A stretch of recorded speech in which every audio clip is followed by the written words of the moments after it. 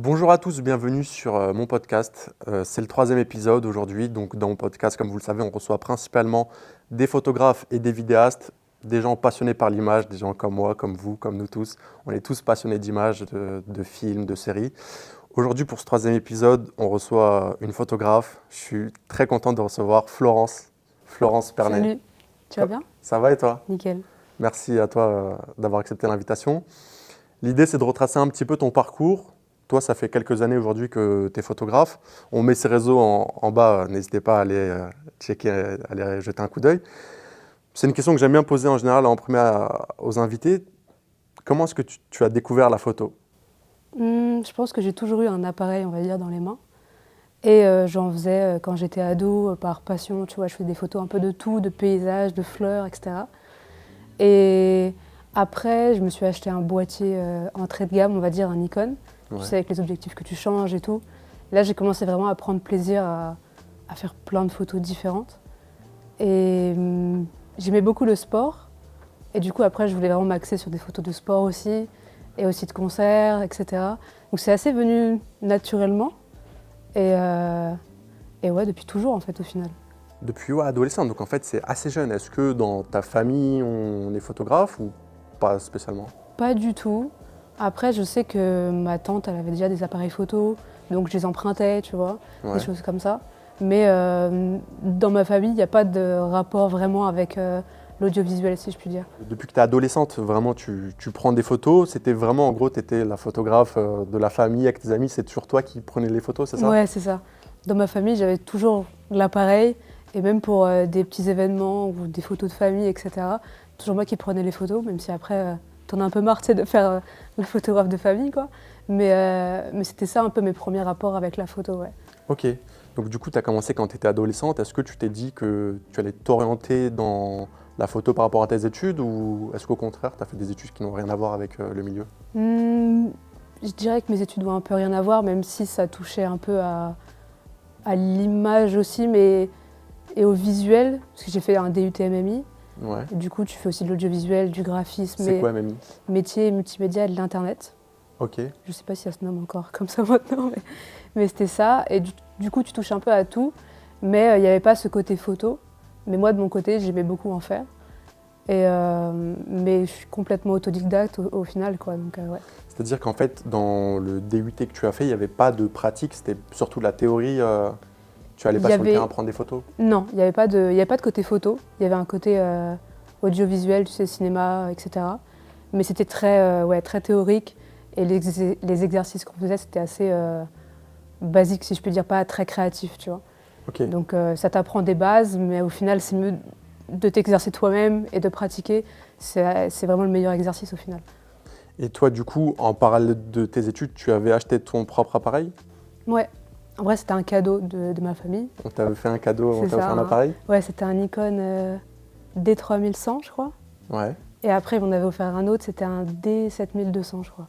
Donc ça montait un peu en gamme, tu vois. Ouais. Mais ça restait des boîtiers APS-C. Ouais. Et assez entrée de gamme, mais qui quand même avaient des caractéristiques plutôt intéressantes pour shooter et tout. Et j'ai duré assez longtemps d'ailleurs avec le Nikon D7200. Et après, j'ai switché chez Sony, quoi. Et du coup, à cette époque-là, donc tu commences la photo, enfin, tu l'as fait en parallèle de tes études, tu shootes quoi par exemple? Est-ce que tu shootes des événements? Est-ce qu'à ce moment-là, tu as déjà tes premiers clients ou pas encore? Pas du tout. Je shoot, je dirais, plus de l'architecture. Je me balade en ville et je shoot ce que je vois. À Paris? Ouais, à Paris, ouais. Ok. Toujours à Paris. J'avais pas de clients ni d'événements, je crois encore. C'est quand j'ai fini le DUT que j'ai ouvert mon entreprise, que là j'ai vraiment réussi à avoir des premiers clients. Peut-être parce que aussi je les ai cherchés, tu vois. Mais avant, je restais vraiment dans le côté passion et juste le kiff, quoi, au final. Toi, quand tu faisais ton DUT MMI, ton objectif, c'était, tu avais déjà pour objectif de faire de la photo ton métier à temps plein ou c'était pas vraiment un objectif? Je pense que je sais même pas ce que je voulais faire, honnêtement. Je pense que je voulais être graphiste parce que j'aime beaucoup le rapport à l'image. Mais au final, je me suis rendu compte que je pense que je préférais comme la photo. C'était vraiment ce que je kiffais vraiment et je me suis dit que j'allais les pousser à fond. Au final, ça me réussit plutôt bien. Mais je pense que je savais pas vraiment ce que je voulais faire, non. Pourtant, tu étais passionné de photo, mais tu t'es pas dit que tiens, je pourrais en faire mon métier parce que tu n'y pensais pas ou parce que... Je pense que j'y pensais pas. Ouais, je pense que j'y pensais pas. Tu sais, je faisais juste des photos d'architecture, donc pour moi c'était vraiment shooter la lumière, les couchers de soleil, tu vois, des trucs cool. Mais tu te dis peut-être pas tout de suite que tu peux peut-être gagner de l'argent comme ça. Ouais. Et c'est quand tu commences à shooter, tu sais, pour des clubs ou des trucs comme ça, tu te dis ah peut-être que là je peux réussir à avoir un peu d'argent, quoi. Ok. En fait, ouais, tu osais pas penser que tu pouvais faire de ta passion ton métier, tout simplement. Ouais, clairement. Donc, du coup, tu as eu ton diplôme au bout de 2 ans. Quand tu as fini ton DUT, après, tu as continué tes études ou là, tu as arrêté après le DUT? Non, j'ai arrêté. Je voulais avoir une pause. Ok. Et voir ce que j'allais faire ou ce qui me faisait, ce que j'allais aimer faire, on va dire. Et du coup, j'ai fait de la photo à fond. Tu t'es consacré à 100% sur la photo, du coup, Ouais, c'est ça. Et je me suis dit que j'avais vraiment envie de shooter des concerts. Ok. Et du coup, j'ai vraiment axé sur ça, en plus d'axer sur le sport et d'essayer d'avoir des accrèdes pour des gros clubs ou des choses comme ça, tu vois. Et donc, du coup, j'avais contacté pour des concerts un webzine, je sais plus son nom, honnêtement. Un quoi? Un webzine. C'est un magazine sur Internet, un webzine. D'accord, ok. Un petit média, quoi, au final. Ouais. Et du coup, il s'occupait d'obtenir des accrèdes. C'était du win-win, tu vois. J'étais pas payée, mais moi, j'étais ultra contente de pouvoir faire des concerts, tu vois, genre en crash et tout. Et en parallèle de ça, sur le côté sport, je sais plus par quoi j'ai commencé, mais je crois que c'est parce que j'avais vu que Vinsky, tu sais, le youtubeur, il lançait son club de foot. Ouais. Et je me suis dit, vas-y, je vais essayer de le contacter pour faire des photos de ses matchs et tout, parce que c'était la première fois que je pouvais faire du foot avec accrède et tout, tu vois. Et du coup, ça a commencé comme ça en tant que photo de foot. Et j'ai aussi fait en parallèle des photos de basket avec le club de Nanterre, 92. Et du coup, ça m'a appris plein de choses en même temps, tu vois. Ouais, désolé, t'inquiète. Ça t'a appris plusieurs choses en même temps, ouais. Ouais, le côté mouvement hyper rapide et en même temps, tu as la particularité du concert où c'est de la basse lumière. Tu dois apprendre plein de trucs, tu vois, tout en gérant ton matériel qui n'est pas top niveau, on va dire. Donc tu fais des concessions et du coup, c'est un très très bon exercice et ouais. Tu as commencé du coup à d'abord t'orienter vers les photos de concert. Toi, c'est quoi qui t'intéressait dans les concerts? Parce que tu es passionné de musique ou c'est l'exercice de prendre des photos en concert? Pourquoi tu t'es orienté là-dessus en premier? Je pense que c'était peut-être, comment dire, avoir un accès assez privilégié de pouvoir photographier des artistes connus ou non, mais qui font de la musique et surtout, t'as beaucoup de jeux de lumière, donc pouvoir t'amuser et découvrir comment photographier tel ou tel artiste, voir suivant les salles. Tu sais, t'as des grandes salles où t'as des scénos de fou, tu te dis ça doit être trop beau à prendre en photo, tu vois. Et du coup, au final, tu commences par des petites salles ou des grandes, et puis tu changes et tu te rends compte qu'il y a plein de choses différentes. Et c'est hyper inspirant, quoi. Et du coup, quand tu as commencé là, ces premières photos de concert, tu as shooté dans quel genre de salle? Dans des grosses salles directement ou tu as commencé petit? Ma première accrède, c'était à l'Élysée-Montmartre. C'est une petite salle, ça? C'est une bonne salle quand même. Je crois qu'elle a 1000 de capacité. Ah oui, quand même, ok, c'est pas mal. Il n'y a pas d'étage, c'est une salle plein pied, si je puis dire. Ouais. Et tu as des crashs et tout, donc c'est très agréable pour commencer. Ouais. Et du coup, j'aime beaucoup cette salle. Et après, je suis assez restée sur des salles type La Boule Noire, qui est une toute petite salle. Tu as le Trabendo aussi. Disons que j'ai commencé avec des salles moyennes, pour après faire des grandes salles. Mais je trouve que c'est des très bons exercices parce que des fois, tu as des salles où tu n'as pas de crash, comme la maroquinerie par exemple. Donc tu es directement dans la fosse et tu joues avec tes coudes et tout, tu vois. Ouais. Mais c'est des super exercices parce que du coup, tu dois chercher des angles différents, alors que tu es dans les gens, tu vois, c'est assez complexe. Mais, et je pense qu'aussi, ouais, tu as plus d'expérience quand tu commences comme ça, pour ensuite gérer des plus grosses salles, même si c'est pas une règle, quoi. Mais, ouais. Tu l'as dit, tu es autodidacte, mais quand tu fais ces photos-là de concert, et même après quand tu as commencé le foot avec Vinsky et le basket avec Nanterre, est-ce que tu as regardé des vidéos un petit peu comment prendre des photos de concert? Est-ce que tu essaies un peu de te former ou est-ce que tu as vraiment tout appris sur le tas en autodidacte, quoi? Je pense que j'ai dû regarder, tu sais, des vidéos de réglage pour apprendre, tu sais, ton diaphragme et tout, tu vois. Ouais, sur le ta Z9. vitesse, ouais, l'ISO, etc. Mais en vrai, j'ai tout fait moi-même, je pense. Ok, Juste comment gérer tes ISO et tout, c'est le triangle et tout, ouais. bien le gérer. Mais, Triangle d'exposition. c'est ça. Mais après, non, tout sur le tas, ouais, complètement. Ok, t'as pas consommé énormément de vidéos sur comment apprendre Je pense pas. Je pense que j'ai dû en regarder parce que ça t'inspire, tu vois. Ouais, Mais pas au point de me dire je vais regarder que ça ok, avant d'aller shooter un concert. ok, Je pense que j'ai dû juste checker et après j'y suis allée sur le tas et m'amuser, quoi. ok, je vois. Bah, c'est super intéressant parce que même encore aujourd'hui, tu fais encore beaucoup de concerts. Ouais. Ok, de toute façon, on va y venir. Et donc, du coup, le foot, toi aussi, du coup, t'es passionné de sport ou c'est vraiment le foot que tu préfères dans la photo de sport? De base, je suis une fan de foot, Ok, donc ça aide. ouais, J'aime bien le sport en général aussi, parce que tu peux capturer vraiment des émotions hyper intenses, que ce soit positif ou négatif. Et du coup, les capturer, je trouve que c'est assez particulier, c'est un peu un privilège en soi d'accéder à ça.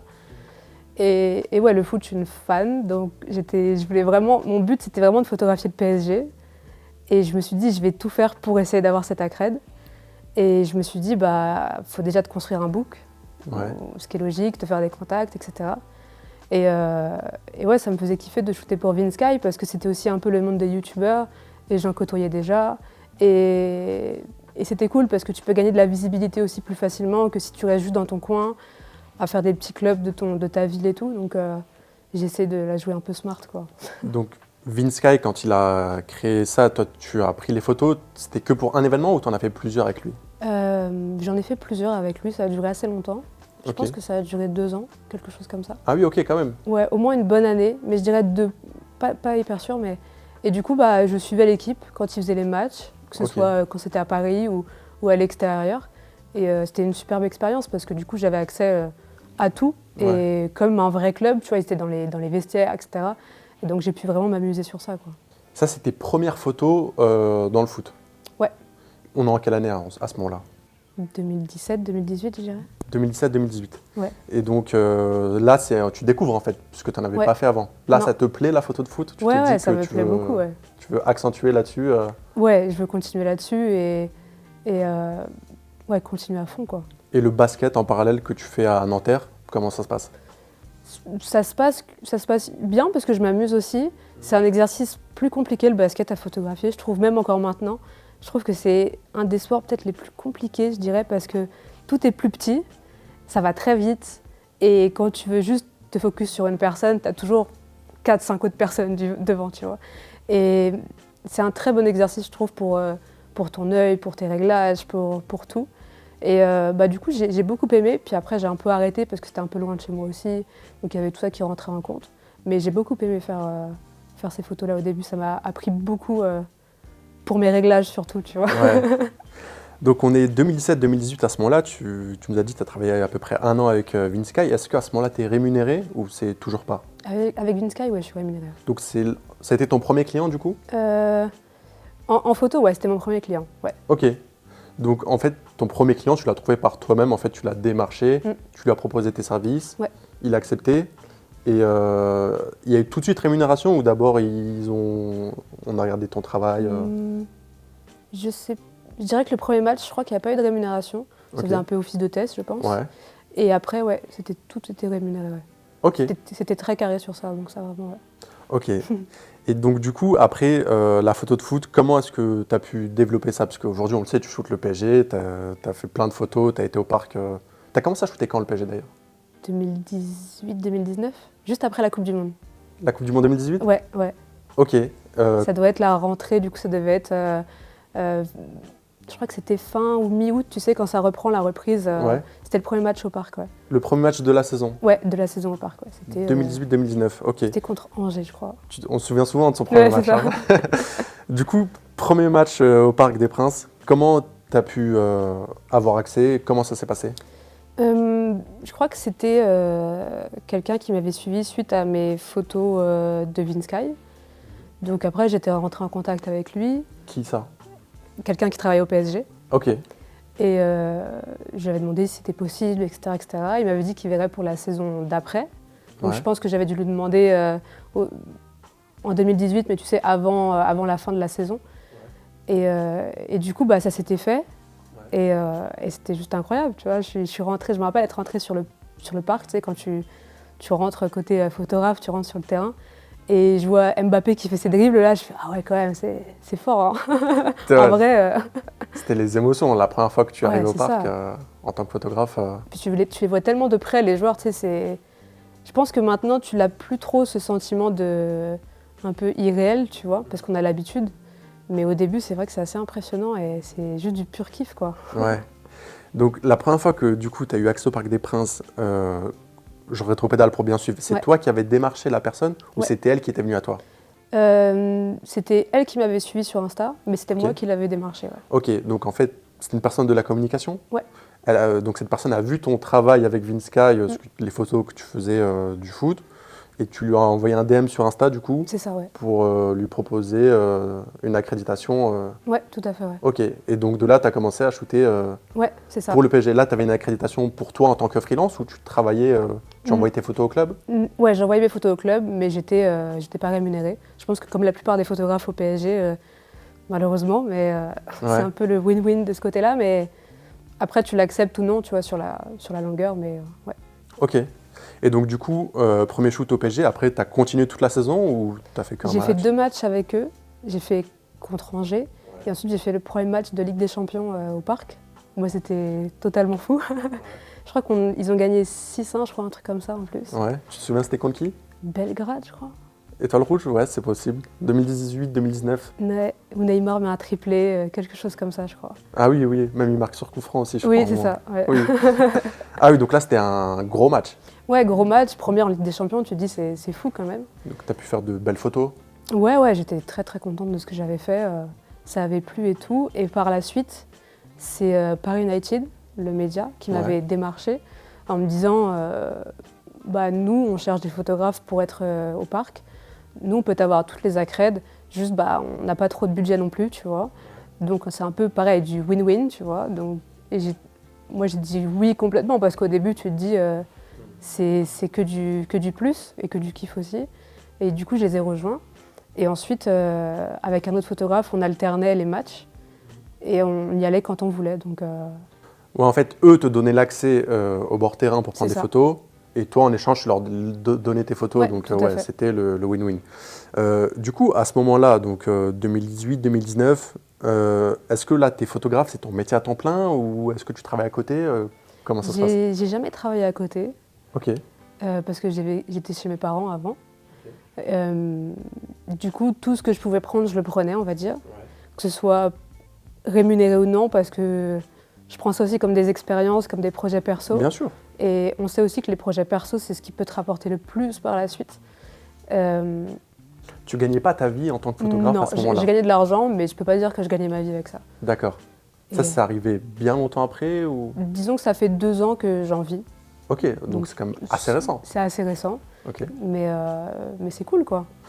Donc, le PSG. Et à ce moment-là, tu fais que de la photo de foot, que de la photo au parc ou tu prends des photos ailleurs Je fais aussi des concerts aussi en parallèle. Toujours? Ouais. Et je pense que j'ai dû faire aussi quelques photos pour des marques, je dirais Puma. Ouais. Mais c'était pour des influenceurs, tu sais. Pour des influenceurs? Ouais. Ok. Mais c'était quand même des mises en avant du produit. Ouais. Donc ouais, c'était Puma. Au début, j'ai fait la première marque que j'ai fait des photos pour eux. Enfin, pour une marque, c'était avec Puma, ouais. Ok. Comment s'est passée cette première collaboration? Parce que Puma, c'est quand même tout pareil que le PSG, on va dire. Je crois qu'une personne qui travaillait à Puma France m'avait suivi. J'avais dû démarcher.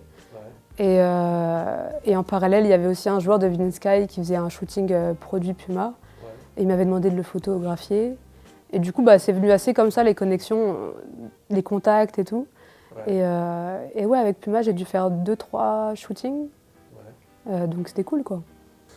Du coup, là, c'était un exercice différent. Les shootings, photos de produits, c'est pas du tout pareil que faire de la photo de sport ou de la photo de concert.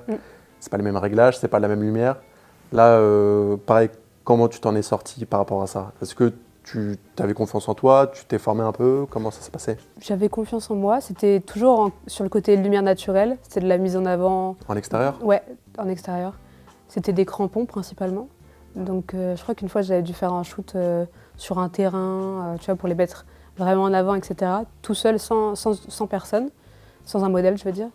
Et ensuite, j'ai fait un autre shooting où il y avait une modèle, et avec les crampons, donc pareil, tu fais des mises en avant, tu prends des inspi sur Pinterest, sur Insta, pour voir comment faire poser les gens, tu vois.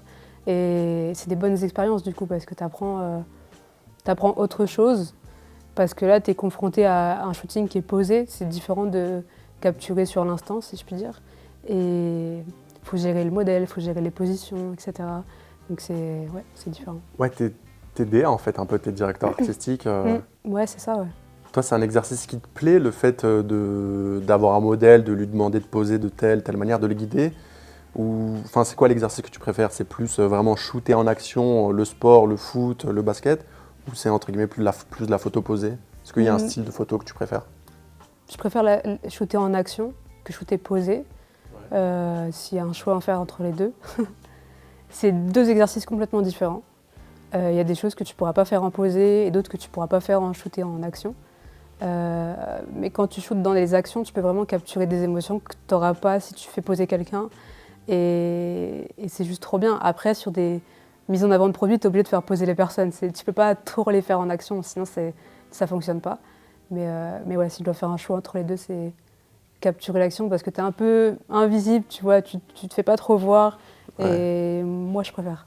Ouais, c'est plus naturel en fait, tu as ce Ouais. côté émotion que tu n'as pas quand tu fais poser quelqu'un. Complètement. Et du coup, il y a eu Puma, tu as bossé aussi avec d'autres marques comme Adidas. Ouais. Est-ce que tu peux nous parler un peu de cette collaboration? Comment? Puisque là, on voit que tu as bien en full Adidas. Je suis habillée tout le temps en Adidas maintenant, même sans le vouloir, tu vois, c'est fou. Hein. Comment tu as commencé à travailler avec eux? Comment ça s'est fait? Adidas, ça fait un moment que je travaille avec eux. Si je remonte bien, je sais pas si tu connais, à l'époque, il y avait la Tango League. La Tango League? Ouais. Ça me dit quelque chose de nom? C'était un event foot d'Adidas. Pendant l'été? Un peu cette période, on va dire. Mais du coup, c'était des events qu'ils faisaient et j'en ai shooté pas mal, je dirais 2-3. Pour Adidas? C'était via des agences, mais pour au final Adidas Paris. Ok. Du coup, j'ai fait des events comme ça. Donc ça reste du foot, que tu shootes en action, etc. Tu fais un report au final. Ouais. J'ai fait aussi des crampons avec eux. C'était les Glitch, qui n'existent plus, je crois, maintenant. Et j'ai fait pas mal d'events avec eux, même des concerts. J'ai fait avec Chila, qui était avec Adidas Paris aussi. Ouais. Pas mal de petits trucs, tu vois. Ça, c'était que Adidas Paris, du coup. Et récemment, j'ai fait Adidas Global, la campagne You Got This. Ça, c'est complètement différent. Ouais, mais au final, tout se rejoint. Et au final, Adidas, j'ai fait pas mal de choses avec eux. Ouais. C'est plutôt cool, quoi. Ça a été ton plus gros client et c'est ton plus gros client encore aujourd'hui, Adidas? Aujourd'hui, oui. Avant, je pense qu'il en faisait partie. Ouais. Mais comme j'en vivais pas non plus, tu vois, je pouvais pas vraiment savoir. Mais... Là, aujourd'hui, avec Adidas, du coup, on a vu, tu prends beaucoup de photos à l'Adidas Arena, la salle qui vient d'ouvrir à Porte de la Chapelle. Du coup, en fait, comment ça se passe? Tu es la photographe de l'Adidas Arena, de la salle? Ouais, je suis la photographe de la salle. Qu'est-ce que ça veut dire? En gros, ça veut dire que quand il y a un événement, c'est toi qui es sur place pour photographier l'événement pour Adidas? C'est ça, mais au final, c'est la salle quand même qui m'appelle sur les événements qu'ils veulent couvrir. Mais ouais, je suis la photographe de la salle et des fois, les posts sont partagés sur Adidas Paris aussi. Donc, c'est cool quoi, comme visibilité. Et d'être lié encore à Adidas, c'est assez drôle, toutes ces connexions. C'est à partir de quand vraiment que tu as pu gagner ta vie en faisant de la photo? Tu nous as dit il y a 2 ans, mais c'est à quel moment que tu t'es dit là, ça y est, c'est bon, je suis photographe, j'ai pas besoin de travailler à côté, Je pense que c'est quand tu continues d'avoir pas mal de clients récurrents, que tu vois les sommes d'argent qui continuent à rentrer et tu te dis, bah là, j'ai plus qu'un salaire normal comme un SMIC, tu vois, j'ai plus que ça. Tu peux payer ton loyer, tu peux payer tes factures, etc. Tu peux vivre de ça. Je pense que c'est à partir de ce moment-là où tu te dis, quand tu n'as plus besoin vraiment de compter ton argent pour juste vivre normalement, que tu te dis, ok, juste la photo, ça me permet de vivre, quoi. Et c'est plutôt chouette comme sensation, quoi. Ouais, tu t'attendais à ça, toi, de faire de la photo ton métier à temps plein ou pas? Parce qu'on sait que c'est un milieu qui est C'est compliqué, mais je pense que j'ai toujours cru que j'allais le faire. Sinon, j'aurais pas continué à m'acharner dedans, si je puis dire. J'aurais peut-être abandonné, fait un travail à côté, mais du coup, tu n'es plus ultra focus dans ce que tu fais. Mais je pense que j'ai toujours cru en moi. Et du coup, je suis assez contente de réussir à être à cette étape où tu as des clients quasiment tous les mois, que tu n'as pas de souci à te dire est-ce que je vais avoir de l'argent le mois prochain. C'est des choses bêtes, mais quand tu n'y penses pas, c'est quand même plutôt cool, quoi. Toi, tu as toujours voulu travailler en freelance ou parce que tu sais, il y a plein de photographes qui sont en CDI pour une agence, un club. Tu as toujours voulu travailler en freelance ou est-ce que ça pourrait t'intéresser aussi de travailler sous forme de contrat avec Je dirais qu'il y a des avantages, des inconvénients dans les deux. L'avantage, c'est quand même tu peux faire plein de projets différents quand tu veux et tu as des opportunités que si tu es sous contrat, tu n'aurais jamais pu les avoir en tant que free. Après, en tant que photographe sous contrat, tu as la stabilité, tu n'as plus de questions à te poser. Mais je pense que j'ai souvent eu cette question de est-ce que je vais rester free ou non. Mais aussi, j'ai déjà démarché des agences ou des boîtes de prod, etc. Mais j'ai jamais eu de réponse plus ou moins positive. Donc je me suis dit autant continuer en free et juste faire plein de projets différents et choisir ces projets pour te faire kiffer aussi au-delà de l'argent, quoi. Et c'est important, quoi. Ouais. En fait, toi, tes projets, tu les choisis vraiment en fonction de si ça te fait kiffer ou pas, plus que si ça te rapporte de l'argent. Maintenant, ouais, j'essaie vraiment de me forcer à ça. Parce que déjà, à mon sens, si ça te plaît pas, si tu fais un truc que tu te forces, ça se ressentira dans le contenu et ce ne sera pas une très bonne expérience. J'essaye au mieux maintenant de choisir des choses qui me font kiffer, ouais. Même si c'est pas toujours simple, parce que des fois tu peux d'accepter des projets qui te rapportent, même si c'est pas le plus créatif, etc. Mais je pense que c'est important de choisir ses projets. C'est intéressant.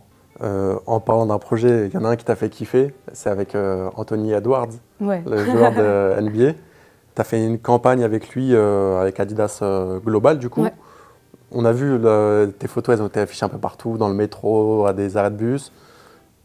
Parle-nous un peu de cette collaboration, comment ça s'est passé, qu'est-ce que tu devais faire exactement, c'était quoi le projet? Alors du coup, sur cette campagne, ça s'est fait au mois d'octobre. Moi, j'ai shooté que 2 athlètes. J'ai fait Anthony Edwards et Emma, je ne sais pas trop comment prononcer son nom, donc c'est une athlète allemande. Mais comme tu as pu le voir, il y a plein d'autres athlètes qui ont été shootés. C'était un autre photographe et du coup, moi, j'étais là parce qu'il ne pouvait pas être là sur ces shoots. Et du coup, c'est une agence qui m'a contactée et qui m'a dit on a besoin d'une photographe pour ce projet-là. Et on m'a contacté 10 jours avant, tu vois, donc ça s'est fait assez vite. Et le but de cette campagne et de ce shooting-là, c'était de shooter Edwards quand il y avait un film qui était tourné en même temps. Et moi, du coup, je shootais en parallèle de ce film.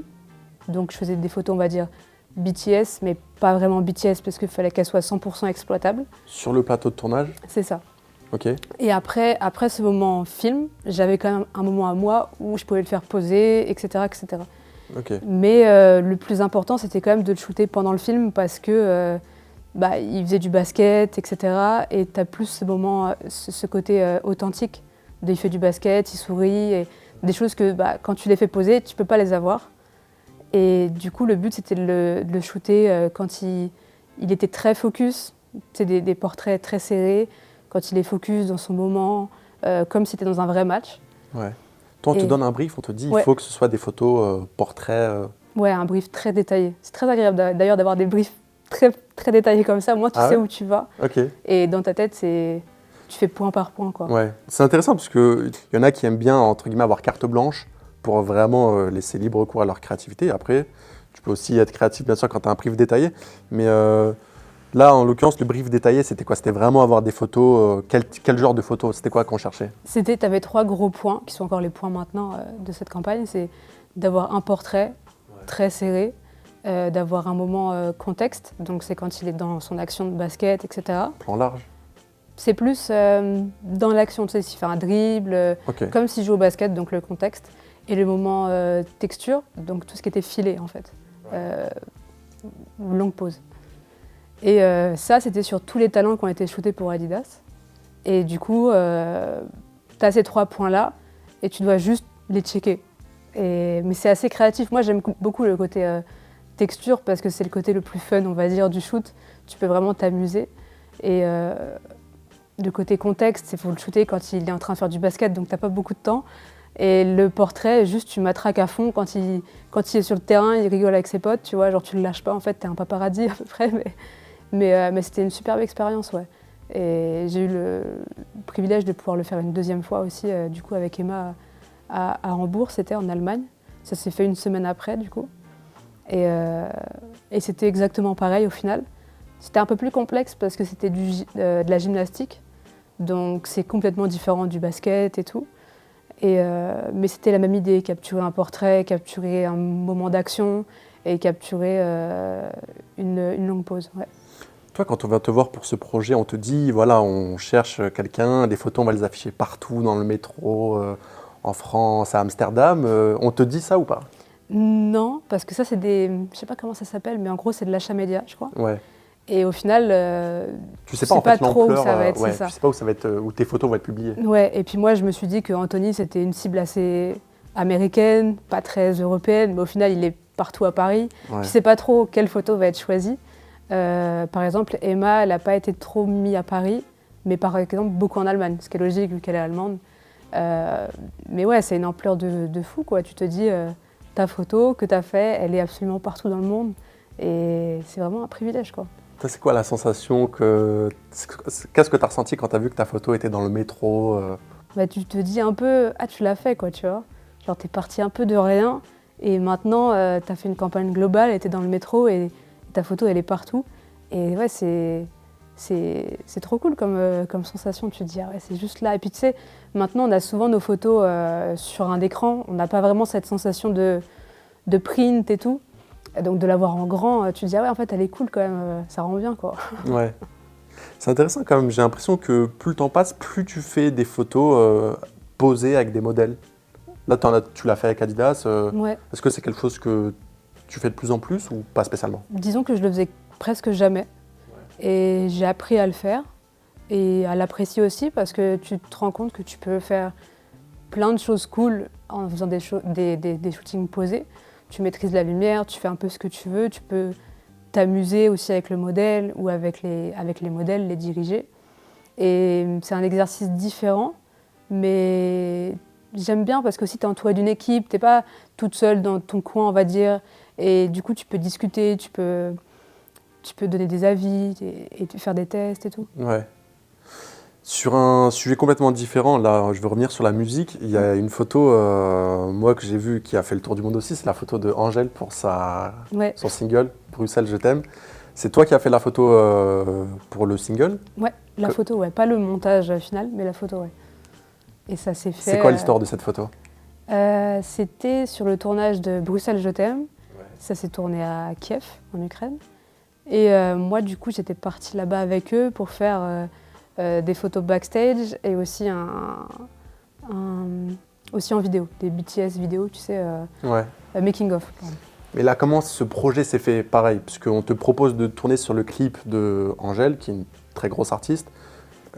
Comment cette opportunité est venue à toi? Est-ce que tu as un contact? On m'a contacté directement par Insta. Ok. Et ça s'est fait aussi hyper rapidement. C'est souvent last minute à chaque fois. L'équipe d'Angèle qui t'a contacté? C'était l'équipe de production. Je sais plus le nom d'ailleurs. Du clip? Ouais, du clip. Ok.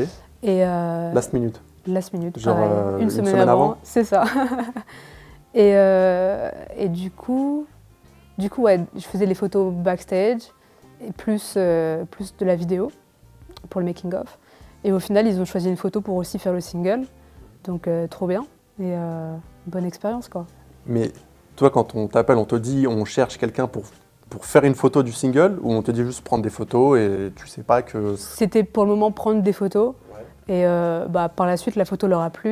Ouais. Donc, ils l'ont utilisée en single, quoi. Donc, et la photo, du coup, qu'est-ce qu'elle était en train de faire? Toi, comment tu l'as pris? Elle était devant un miroir. Ouais. Et juste, elle se maquillait, elle mettait sa boucle d'oreille. Et moi, j'étais sur le côté et je faisais clic-clic, quoi. Et donc, c'est cool. Ouais. Tu te dis pas qu'une photo comme ça peut finir sur un single. Ouais. Et ouais, c'était hyper agréable de voir ça aussi, quoi. Ouais, tu t'ouvres Spotify, tu vois ça, tu dis ah ouais, c'est moi, quoi, quand même. Ouais, parce que cette photo aussi, elle a été vue de partout, vu que ce single, ça a été un hit. Ouais, et puis c'était son retour aussi, donc ça marquait une étape de son retour, donc toute l'image était partagée, quoi. Ouais.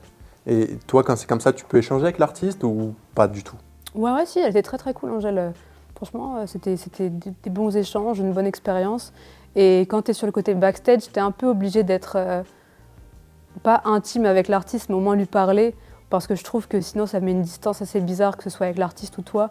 Tu es là avec ta caméra, mais au final, tu parles pas, ça peut être un peu bizarre, quoi. Donc, et au final, tout se passe naturellement, c'est juste une personne comme une autre. Donc, Tu as collaboré avec d'autres artistes, Aloïse notamment, Lazara, Juliette Armanet. ouais. Comment ça s'est fait, ces collaborations aussi? Pareil, tu Juliette bossais Armanet, avec eux? c'était juste sur la partie concert. J'ai jamais bossé avec elle sur tout ce qui est backstage et tout. Ok, Mais Aloïse, je la connais depuis 2018-2019. ok. Tout part d'Insta aussi encore. En fait, je voulais shooter les Solidays. Et du coup, j'ai regardé la progra qu'il y avait, c'est les artistes émergents et tout. J'ai envoyé pas mal de DM. Et Aloïse était la seule à me répondre. Et quand j'avais vu ce qu'elle faisait sur scène, tu sais, avec son micro suspendu et tout, je me disais, il y avait quand même quelque chose à faire de plutôt cool, quoi, parce que Ouais. tu vois pas ça tous les jours.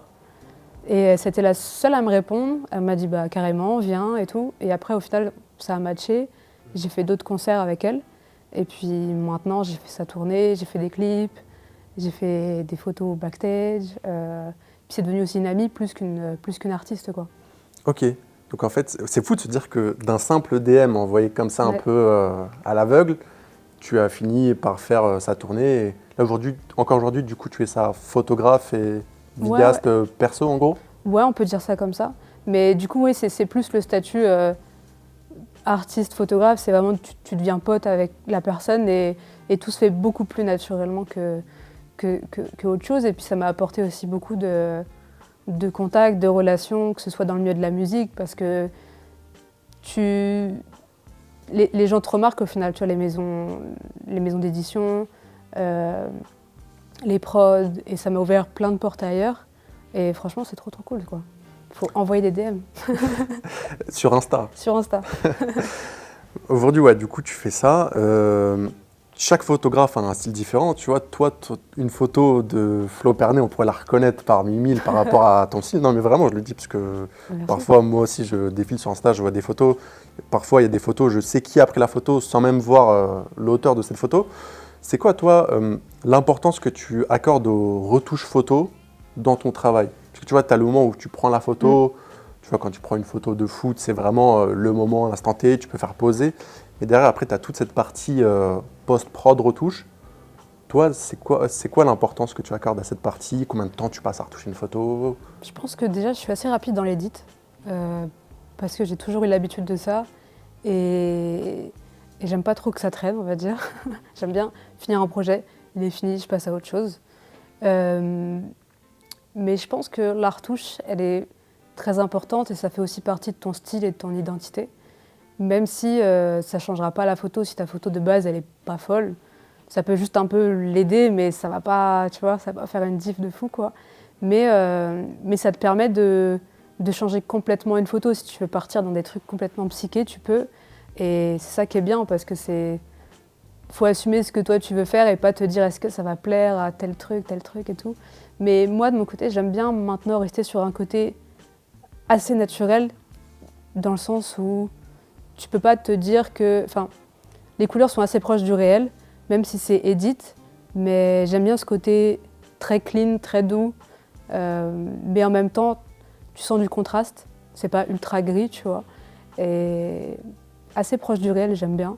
Après, dans les concerts, c'est là où je trouve que je peux vraiment m'amuser, parce que c'est des lumières où tu te dis pas cette lumière, elle était bleue, donc elle doit rester bleue, tu vois, tu peux vraiment la faire partir comme tu veux, et c'est vraiment, je pense, le seul milieu, quand c'est les concerts, que vraiment je m'amuse à fond, à changer tout si j'ai envie, sans aucun scrupule.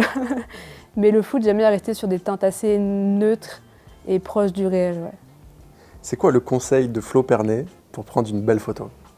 Déjà, c'est s'amuser et se faire kiffer. Et savoir sentir où te placer aussi, ça fait beaucoup. Et ne pas avoir peur de bouger, de te déplacer et d'oser photographier, dépasser les gens, tu vois, genre pas avoir peur d'aller à un endroit. De jouer des coudes. De jouer des coudes, ouais. Et avoir confiance en soi aussi. Même si tu n'as pas confiance en toi, faut faker la chose, tu vois.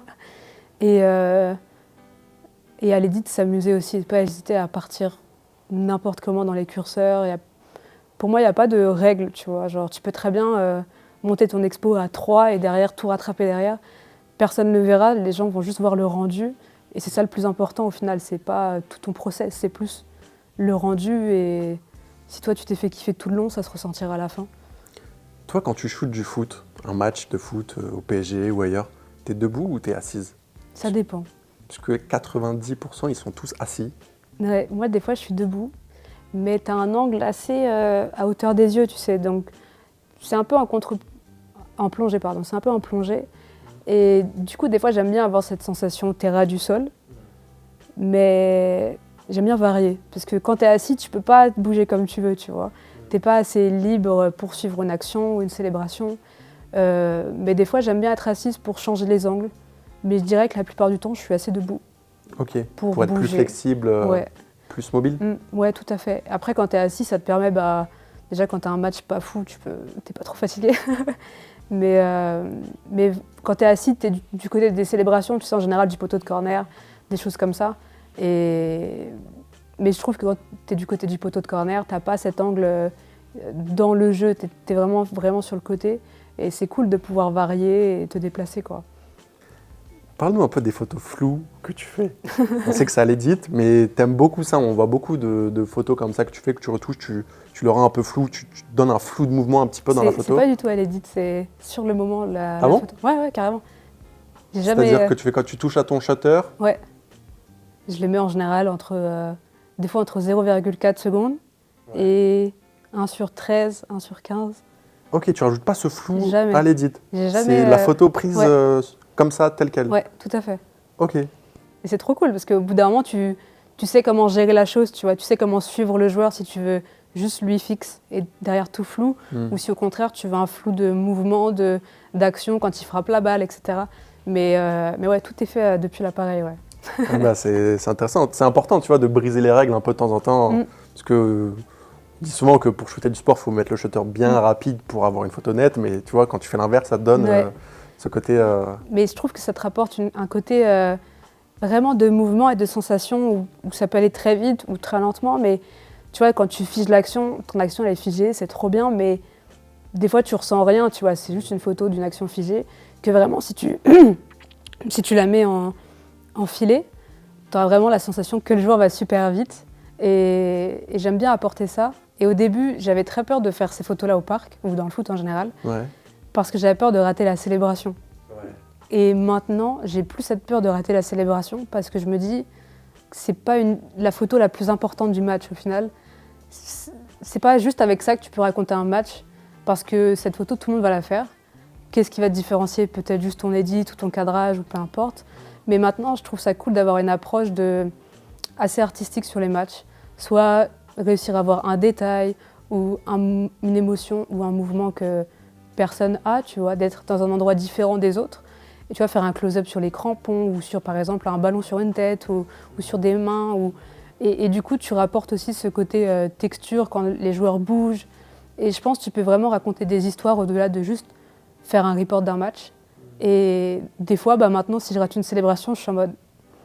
Je suis pas là-bas, mais j'ai réussi à avoir ça, tu vois. Ouais. Et on veut tous ces célébrations, je pense, c'est aussi pour ce côté, les joueurs sont pleins d'émotions devant nous, mais des fois, elles sont pas si folles que ça, les célébrations. Et vraiment, tout le monde les a, et tu te dis peut-être, pour te différencier, chercher des autres angles, des autres axes, et c'est ça que je veux maintenant, vraiment, dans les matchs, quoi. Les célébrations, tout le monde les a, mais pas toujours dans l'angle parfait, tu vois. Est-ce que toi, là, il y a une photo que tu aimerais prendre, mais qui t'échappe? Mbappé qui fait son devant toi, quoi. C'est ça la photo que tu aimerais, mais que tu n'as pas réussi à j'aimerais, et je pense que si je l'ai, je serais en mode, ok, je l'ai, mais il n'y a rien derrière, tu vois, d'artistique ou qui me fait vraiment kiffer. Mais au-delà de ça, je pense que si tu arrives à vraiment avoir des joueurs qui glissent sur les genoux, tu vois, c'est trop cool s'ils sont en face de toi, ou si c'est juste que tu es sur le côté en étant assis, parce que je trouve que quand tu es debout comme ça, tu n'as pas trop cet angle où tu es avec eux, tu vois. Et c'est là où les poteaux de corner, tu as vraiment l'angle presque parfait, parce qu'ils arrivent tous là pour les caméras et tout. Mais bon, ouais, peut-être un jour Mbappé il fera ses célébrations. C'est marrant Il n'y a parce plus que beaucoup de temps, mais moi aussi, c'est la photo qui m'échappe, que j'aimerais avoir, qui vienne devant mon appareil et c'est qui fasse ça. ça. Et à Tu vois. chaque fois, il fait devant les caméras télé. Hein. Ouais, il part devant la Steady, Ouais. il part au poteau de touche. Ouais, jamais devant nous. Hein. Mais au Parc des Princes, tu n'as pas accès au poteau de touche. Non. Sauf de l'autre côté. Sauf de l'autre côté, ouais. Non, bah, c'est intéressant. Tu vois, là, on est en 2024. Cette année, il y a les JO. Est-ce que toi, tu as prévu de bosser dessus? C'est quoi les projets Moi, j'ai aucune presta prévue encore pour les JO. Ouais. Peut-être que j'en aurai, peut-être que j'en aurai pas. Peut-être que je serais bien contente de ne pas être ici vu comment ça va être. Je trouve qu'en tant que free, tu as beaucoup de choses qui viennent last minute. Du coup, bah, j'attends un peu et peut-être que j'aurai ou peut-être que j'aurai pas. Mais je me fais pas un focus dessus. Ouais. Parce que je trouve aussi important de décrocher de la photo et savoir se détacher et faire autre chose. Parce que tu as besoin aussi d'avoir l'esprit un peu aéré pour être créatif et pas toujours être dedans, être un peu lassé, tu vois. Surtout sur les événements, c'est des longues journées, c'est assez intensif. Quand tu dis faire autre chose, c'est-à-dire faire autre chose qui n'a rien à voir avec la photo, c'est-à-dire se reposer, prendre du temps pour soi? Ouais, c'est ça, totalement. Juste poser l'appareil et faire ta vie, on va dire, Ok. en dehors, quoi. Et j'aime bien avoir cet équilibre de soit beaucoup shooter, beaucoup bosser, et en même temps, en parallèle, avoir des périodes où je fais rien par rapport à la photo. Et ça me fait du bien de me vider la tête, on va dire, pour repartir et être focus et pas être lassé, tu sais, d'avoir toujours la même routine et que ça se ressente dans ton contenu, que juste tu étais là, tu as fait des photos, mais tu pas cherché un truc différent, quoi. Ouais. Parmi toutes les photos que tu as fait plein de shootings, posés avec des modèles, des différentes entreprises. Est-ce que tu as déjà fait un shooting avec un client ou des clients où il y a eu un imprévu, ça s'est pas passé comme prévu, tu vois? Genre, tu as eu une galère et tu as réussi à te sortir de ça ou... Je sais pas trop, je dirais peut-être le truc le plus récent qui me reste en tête, c'est quand du coup j'ai fait Anthony Edwards. Il devait y avoir 4 heures de tournage film et moi ma partie photo qui devait durer 30 minutes, je pense. Et au final, le tournage s'est fini en 45 minutes. Et il y a la partie photo 15 minutes. Donc autant dire que c'était très express, mais que tout le monde a réussi son job. Et tu te dis, mais en fait, on a réussi à faire un truc en 40 minutes au lieu de 4 heures. Et c'est des challenges parce que si tu n'étais pas bien organisé, tu n'aurais pas pu tout shooter correctement. Et je dirais ça assez récemment. Et tu te dis, ouais, c'est fou quand même. Mais comment, de 4 heures, t'es passé à 40 minutes? Ouais, c'est fou, hein.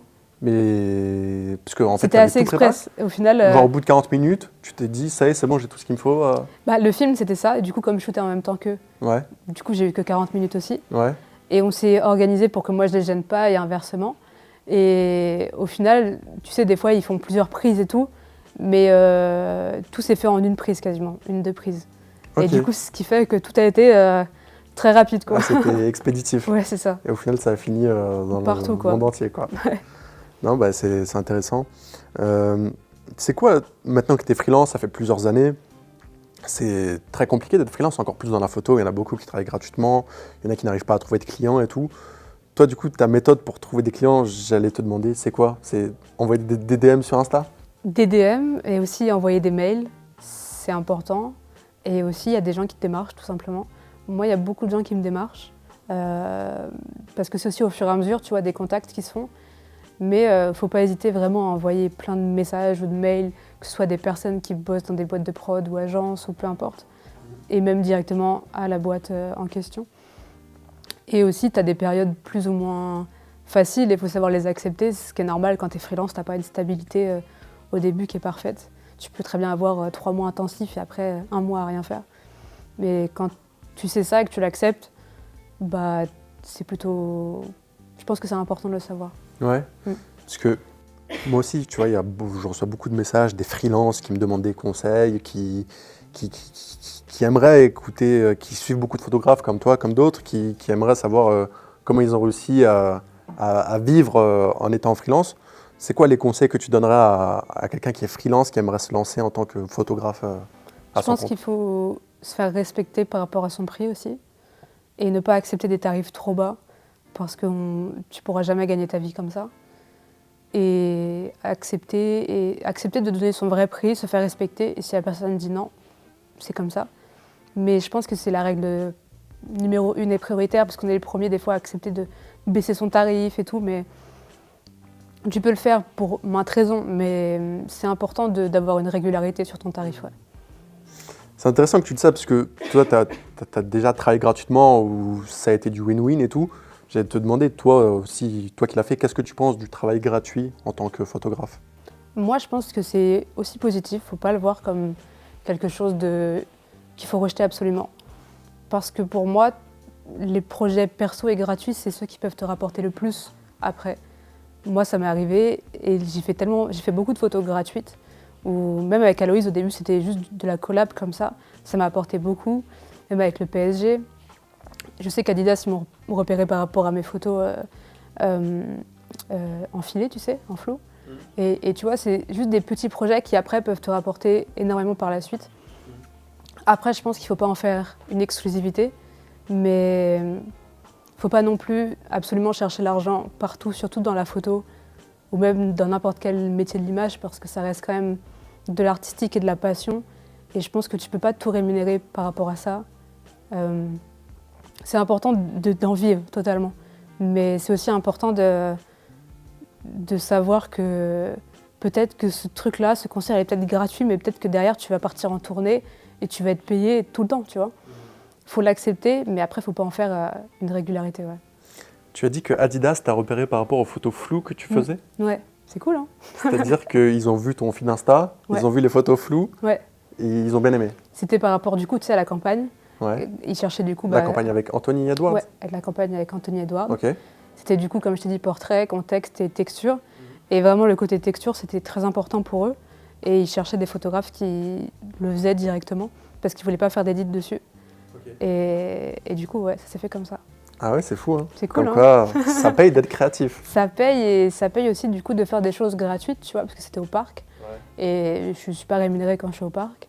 Et c'est pour ça que d'ailleurs, quand je vais au parc, j'y vais juste pour me faire kiffer moi, je choisis mes matchs et voilà. Mais c'est important de ne pas dénigrer, je trouve, ce côté projet gratuit, même si peut-être que certains peuvent en abuser et c'est pas ça le but. Il faut trouver un juste milieu en fait. C'est ça, tout à fait.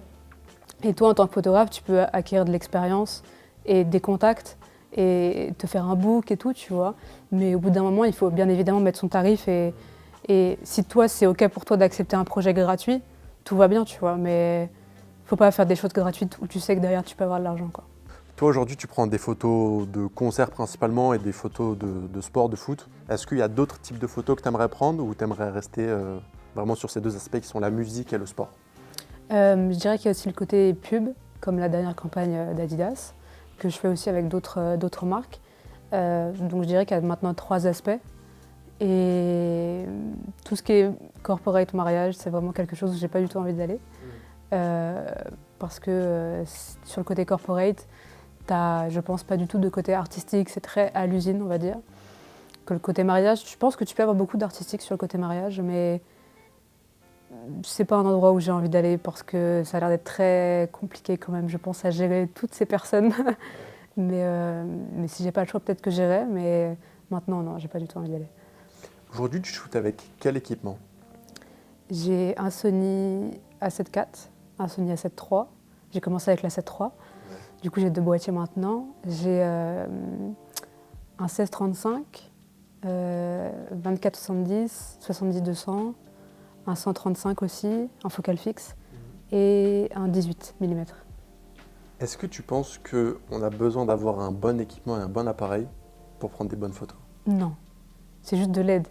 Mais tu peux très bien faire des photos avec des boîtiers d'entrée de gamme. Je dirais que ce qui est quand même le plus important, c'est quand même la focale. Parce que même avec un boîtier d'entrée de gamme, si tu as un 35 mm ou un 50 1.8, tu peux quand même faire pas mal de choses, même si tu n'as pas trop de lumière. Évidemment, ça va te freiner quand même tout ce qui est ISO, etc. Tu vois. Mais je pense que tu peux faire des belles photos même avec un iPhone, même avec... c'est vraiment pas... C'est juste une aide, c'est juste un outil au final. Ouais. Mais c'est sûr que si tu as l'outil le plus haut de gamme, ça va être plus simple, entre guillemets. Mais ça ne veut pas dire que si tu as l'outil le plus haut de gamme, tu vas faire une belle photo. Il y a aussi ce rôle inverse, je trouve. Par exemple, tu as vu sur les matchs de foot, tu as beaucoup de haut de gamme, on va dire, mais des fois, c'est juste des photos de presse, tu n'as rien d'artistique derrière.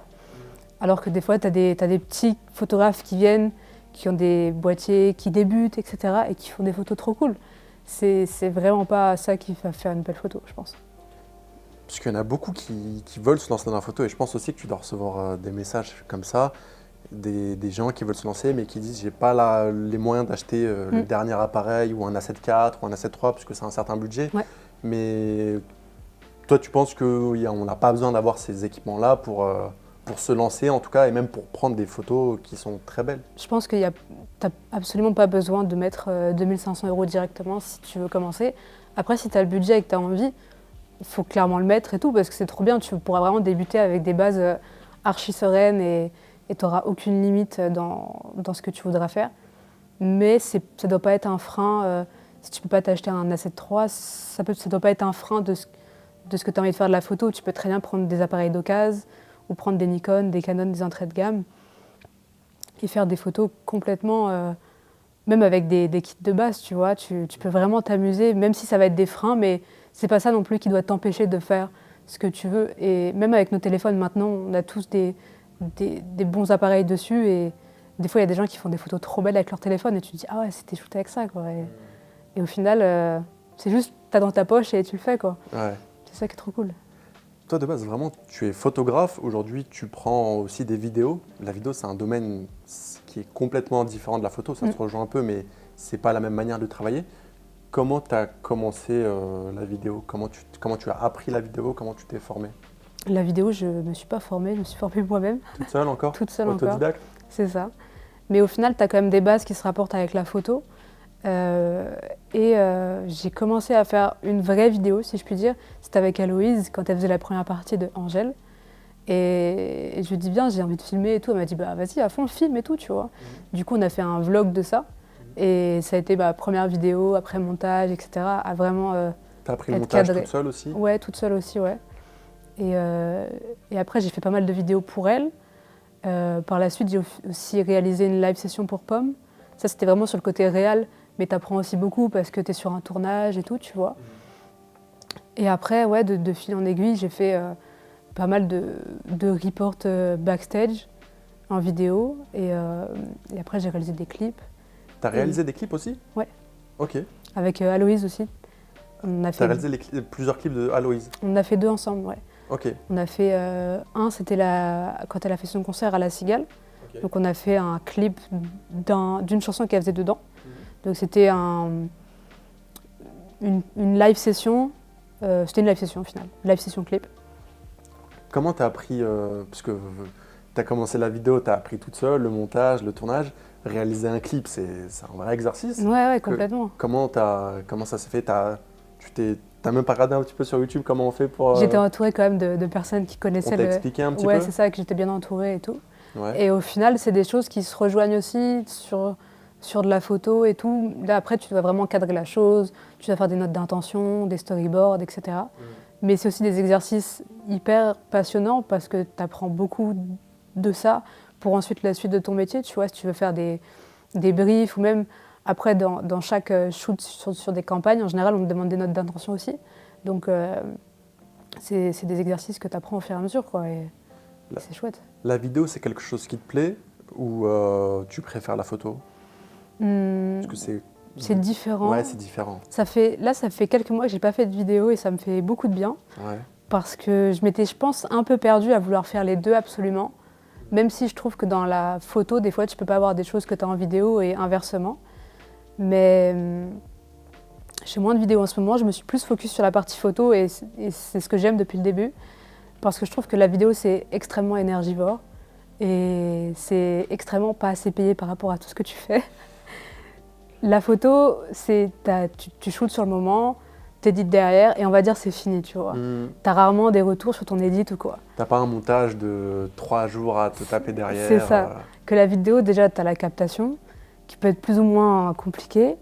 Et après, t'as la partie des rushs qui peut des fois durer 2 jours. Après, t'as la partie montage. Après, t'as la partie retour. Après, t'as la partie… Tu sais, on voit pas tout ça. Ça s'arrête jamais, tu vois. Ouais. Et c'est extrêmement énergivore et c'est hyper passionnant, j'aime beaucoup, hein, mais je pense que j'avais besoin de faire cette pause et de refaire de la vidéo si j'en ai envie, sur des choses qui me font vraiment kiffer. Et ça m'a pas du tout dérangé de faire de la captation, par exemple, sur Big Flo et Oli avec Adidas, quand ils ont fait leur concert à Paris La Défense Arena. J'avais fait un Reels pour eux. Et du coup, j'avais tout capté avec 2 autres cadreurs. Mais la partie montage, tu vois, je l'ai juste assisté en fait. C'est pas moi qui la faisais et ça faisait vraiment du bien de pas être plongée dedans, tu vois. Ouais. Et du coup, je me suis rendu compte que peut-être qu'au final, j'aimais beaucoup capturer la vidéo, mais que le montage, c'était un peu trop pour moi sur la durée, quoi. Ouais, je vois. Et ouais, c'est 2 parties différentes, mais c'est bien, quoi. Ouais, c'est ça. Toi, ce qui te plaît le plus en fait dans l'image, dans la vidéo, c'est quoi? C'est capturer l'émotion? Ouais, puis tu sais, des fois, il y a des choses que tu pourras pas retranscrire en photo. Et j'aime bien ce côté, la vidéo est complètement différente de la photo par rapport à ça. Et capturer des émotions ou des mouvements de corps, tu vois, c'est des choses hyper inspirantes que tu peux retranscrire plus difficilement en photo. Et j'aime bien avoir ces 2 exercices-là, ces deux visuels-là, ouais. Ok, très bien. Et est-ce qu'aujourd'hui tu travailles seul ou tu es en équipe? Je travaille seule, mais suivant les projets, je peux m'entourer de personnes que je connais pour faire une équipe ou quoi. Mais en général, je suis toute seule, ouais. Quand tu fais un projet où par exemple tu t'entoures de personnes, tu vas t'entourer par exemple de quoi? Un graphiste, un retoucheur? Plus sur la partie shooting, ce sera, tu sais, un digital operator, assistant light, assistant aussi photo pour tout ce qui est organisation et tout. Et pas de monteur encore, sauf ce que j'ai fait récemment sur Big Flo Oli. Mais ouais, petite équipe, mais qui est plutôt cool quand même quand tu fais des shoots. Est-ce que la lumière pour toi, c'est l'élément le plus important pour une photo réussie? Ouais, complètement, je pense.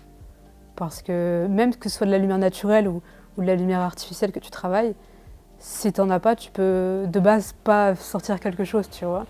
Mais c'est vrai que suivant la lumière, tu peux vraiment faire une photo qui a un mood différent et qui peut être très douce ou très, très dure, tu vois. Tu vas vraiment donner l'identité de ta photo avec la lumière, ouais. On arrive sur la fin. Toi, pour l'avenir, c'est quoi que tu aimerais développer, tes projets? Tu aimerais continuer encore à faire de la photo? Est-ce que tu te vois faire ça encore à long terme, très long terme? J'espère en tout cas. C'est Plus ta longtemps. passion en fait. C'est ça.